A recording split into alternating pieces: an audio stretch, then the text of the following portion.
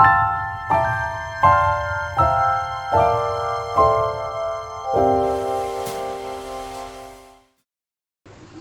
teman-teman semua, jadi pada video kali ini saya sudah masuk ke bab 7, yaitu remote access. Pada bab 7 kita akan mempelajari 6 materi. Langsung saja kita akan masuk ke materi yang pertama, yaitu pengenalan telnet dan SSH. Kita mempelajari tentang telnet dan SSH. Seperti yang kita ketahui, kabel untuk meremote atau kabel serial yang biasa digunakan untuk remote itu berwarna biru, yaitu serial konsol. Nah, di sini kita tahu bahwa router yang menggunakan tampilan CLI hanya tersedia di Cisco Packet Tracer. Ketika kita menggunakan real device untuk mengkonfigurasikan router, kita perlu meremote-nya melalui PC. Misalkan di sini kita tambahkan satu PC di sebelah router, kemudian hubungkan dengan kabel konsol. Pada PC, pilih yang RS232. Nah, namun untuk kabel konsol itu tidak terlalu panjang. Jadi, misal ada router di daerah A yang ingin kita remote, sedangkan kita itu berada di daerah B, lalu bagaimana cara kita meremote-nya? Nah, jadi kita bisa menggunakan telnet atau SSH, yaitu untuk meremote dengan jarak jauh tanpa menggunakan kabel.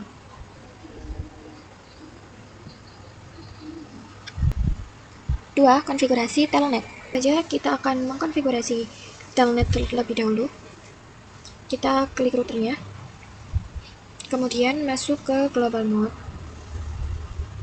Lalu kita jalankan perintah line VTY tanda tanya. Maka di sini muncul rank angka dari 0 sampai 15. Nah, misalkan kita isi angka 2.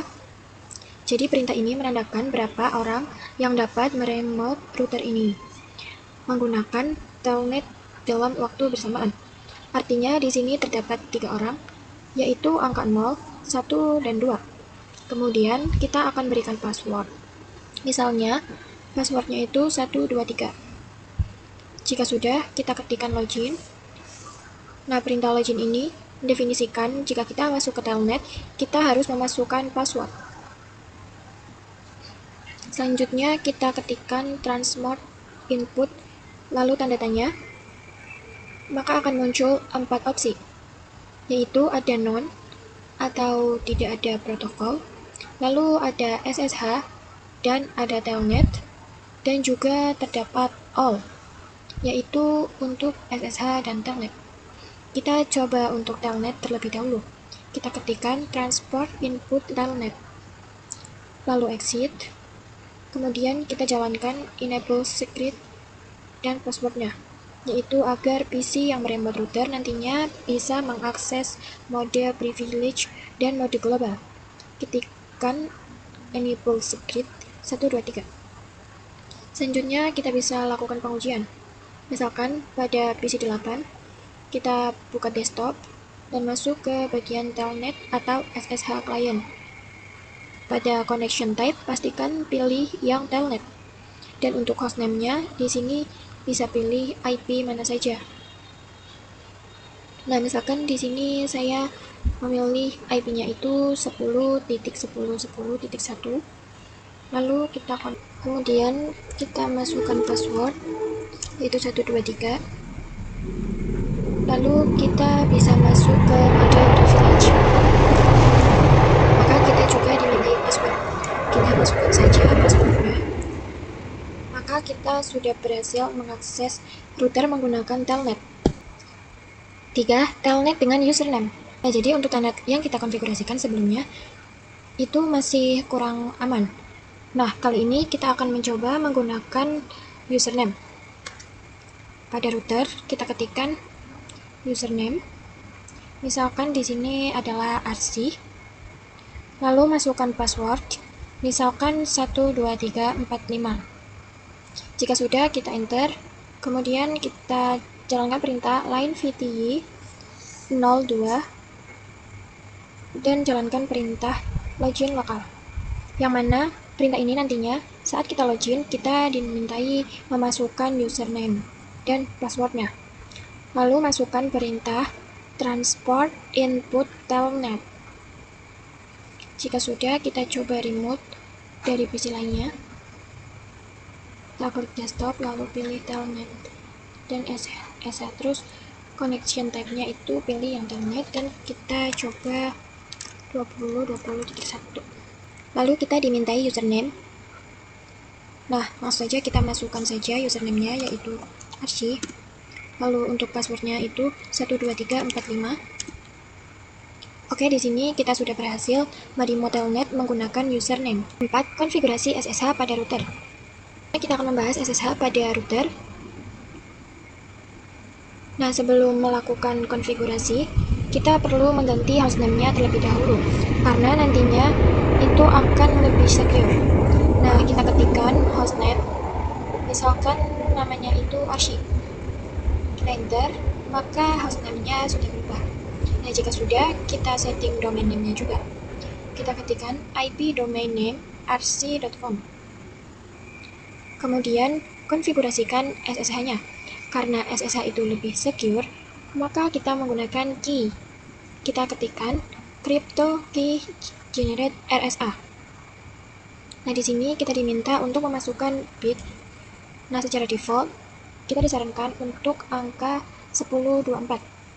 Kita masukkan 1024, lalu kita konfigurasikan line VTY 02.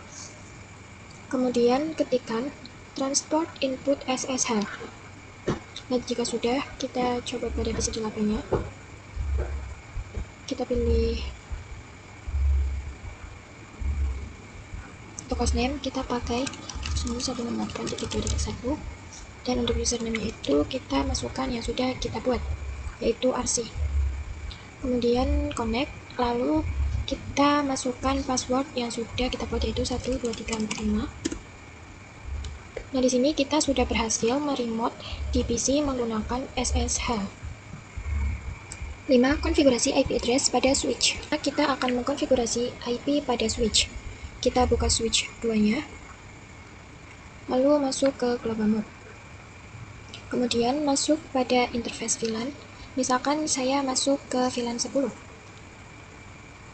Kita ketikkan interface VLAN 10, kemudian kita masukkan IP-nya, yaitu 10.10.10.35 dan subnet masknya 255.255.255.0. Kita berikan juga IP gateway-nya dengan perintah IP default strip gateway 10.10.10.1. Jika sudah, kita cek dengan do show IP interface brief. Lalu di sini sudah masuk ya teman-teman. Kemudian kita lakukan hal yang sama untuk VLAN 20 dengan IP 20.35. Kalian bisa perhatikan ya.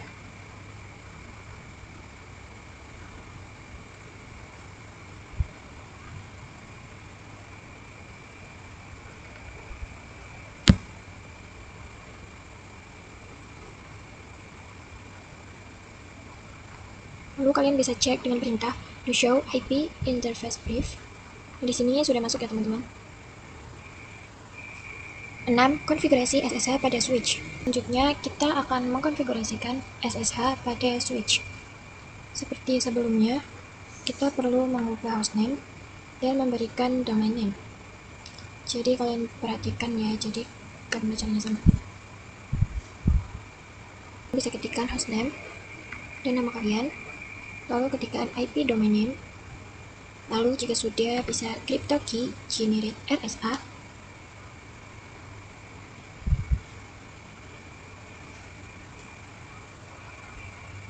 Lalu masukkan angka 1024. Selanjutnya kita masukkan username dan password. Di sini saya samakan seperti sebelumnya, yaitu Arsy dengan password 12345. Kemudian kita konfigurasikan line VTY 02. Lalu ketikkan transport input SSH dan jalankan perintah login lokal. Lalu exit. Nah, jangan lupa untuk memberikan perintah enable script dan passwordnya.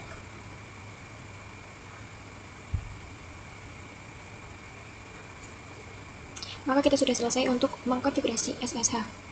Oke, langsung saja kita uji coba pada PC 8.